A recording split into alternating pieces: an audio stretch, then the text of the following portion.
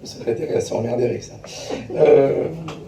Donc ces locaux, ça a été pour nous, on a peut-être tendance à le répéter à chaque fois, mais quand on a vécu une situation comme la nôtre, dans les locaux de Cergy, on ne peut que chaque jour se rappeler que c'est quand même pas mal d'être ici et avoir de la place pour recevoir des collègues ou des nouveaux adhérents.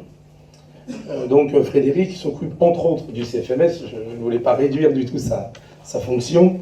Le CFMS sait à quel point l'Union départementale est attachée à la formation syndicale. En 2017, nous aurons réalisé 22 stages de formation dans notre département, tout confondu, avec bien sûr, il y en a des courts, il y en a des plus longs, en tout cas 22 stages. Ça demande un investissement assez important de notre part, parce que c'est beaucoup comment dire, de tracas matériels. Hein. Voilà, c'est l'accueil, pour accueillir dans les meilleures conditions les stagiaires, c'est quand même quelque chose qui nous préoccupe et dont on veut à chaque fois faire au mieux. Nous veillons à ce que dans les stages, en particulier les stages découvertes, hein, sur les 22, ça sera 5 stages découvertes pour 2017. On remercie Frédéric par rapport aux 2 demandes qu'on a pu faire en 2016 et en 2017 de nous faire un stage supplémentaire au mois de juillet.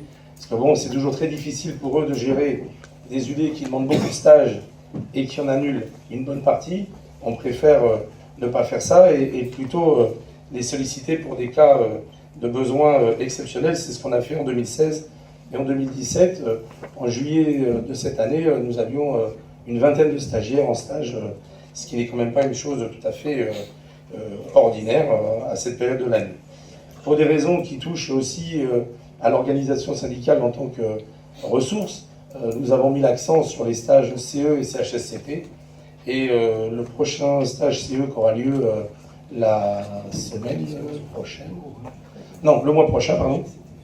Le mois prochain, nous avons une quinzaine d'inscrits dans ce stage, ce qui est pour nous un double objectif, permettre aux camarades d'avoir les meilleures connaissances pour l'exercice de leur mandat et aussi permettre à ce que l'organisation retrouve un peu des finances au travers de la participation des CE comme le CHSCT, avec la participation des employeurs.